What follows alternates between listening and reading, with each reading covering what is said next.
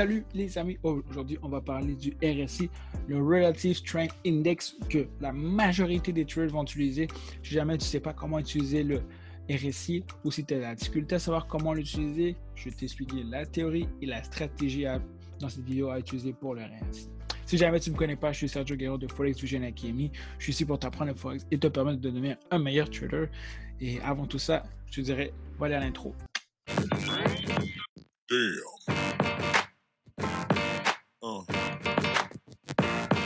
Yeah. Salut. Si jamais tu n'as pas eu la chance de me suivre ou de t'abonner à ma chaîne, je te dirais fais-le parce que ça va manquer beaucoup de choses si tu ne le fais pas. Alors, le RSI, qu'est-ce que c'est le RSI? Le RSI, au final, c'est un indicateur, comme je disais tantôt, qu'au final, la majorité des traders vont utiliser, que ce soit dans la bourse, dans le forex et tout.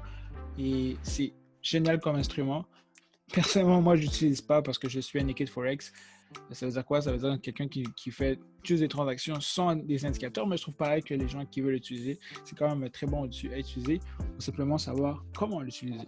Alors, allons-y. Alors, cliquez ici, exemple, pour aller chercher les indicateurs. Ça s'appelle le Relative Strength Index. Vous cliquez dessus, il va apparaître en dessous. Là, il y a deux points très, très importants. Je ne sais pas si je peux mettre ça plus haut. Vous allez voir ici qu'il s'est marqué 70 et 90. Et 30, excusez-moi. 70 ici, au final, ça veut dire quoi? Ça veut dire que lorsque le marché atteint la zone ici, c'est la zone justement de surachat. Excusez-moi, de survente. C'est-à-dire qu'ici, c'est rendu qu'ici, il y a beaucoup trop de gens, exemple, qui font des bails. Il va justement avoir une zone après ça, logiquement, qui va tomber pour aller justement en sell. Et au final, ici, c'est une zone justement de gens de survente.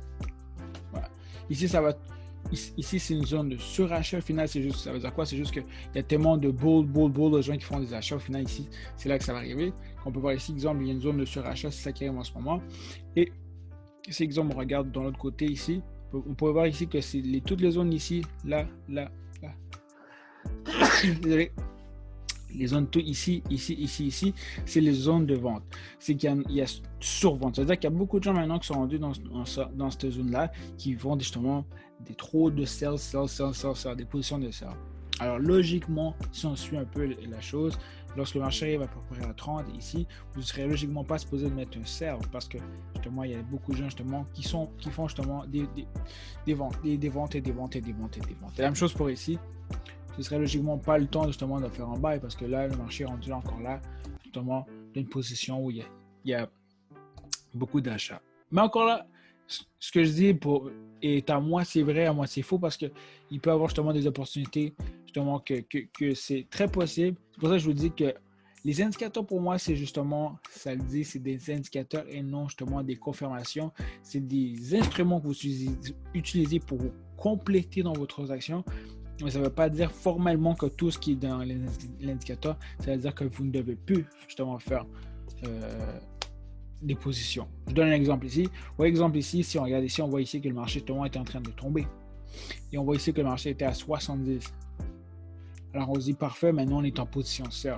Logiquement, oui, parce que justement le marché va faire un retracement, mais c'est ça que l'indicateur ne peut pas savoir lui, c'est que le marché final ici ne va pas aller se diriger jusqu'au 30. Alors si vous attendiez que le marché se dirige jusqu'au 30, vous avez été erroné parce qu'on peut voir ici que le marché, dans l'indicateur en plus, il a fait un genre de double bottom et au final ici, on peut voir ici en plus que le marché aussi avait atteint une zone de résistance.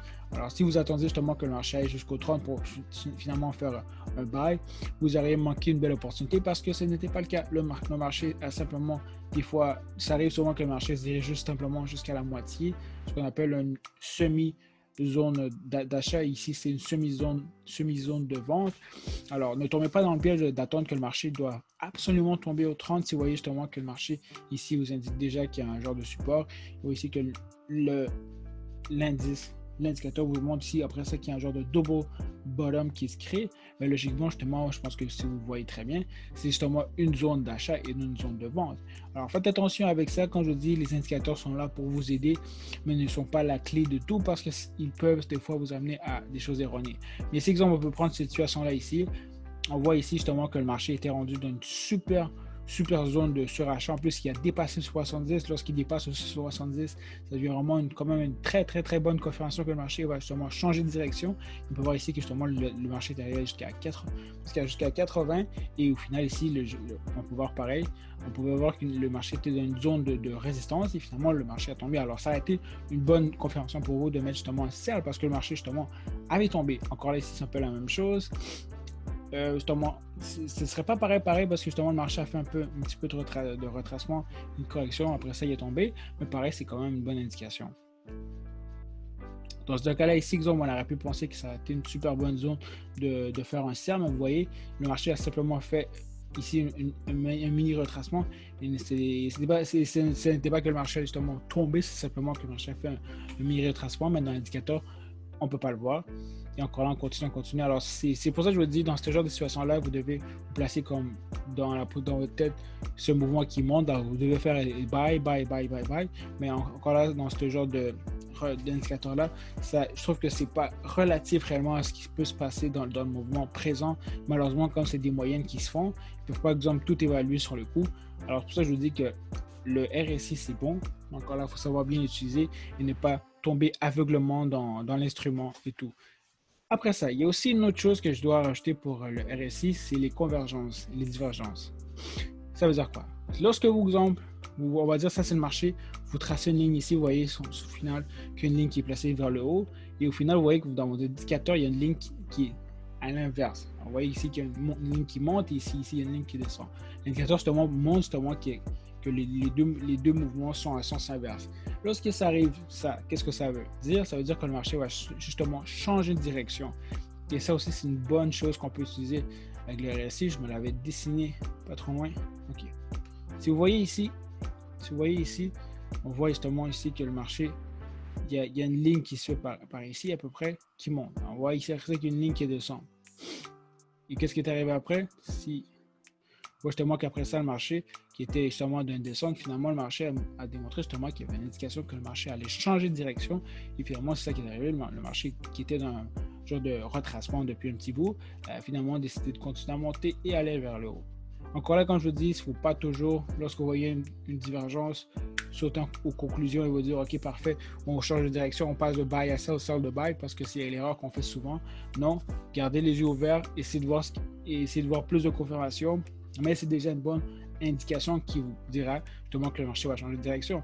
Et encore là, ici, c'est la même chose. Le marché était justement en train de tomber, étant sell. Après ça, ici, on voit qu'il y a justement une ligne vers le bas, une ligne vers le haut. Alors justement, on voit qu'il y a une divergence. Et finalement, on l'utilise pour justement faire un buy, parce que ça nous a dit justement que si le marché était en train de faire en sell, ben là maintenant le marché change de direction pour aller vers un buy.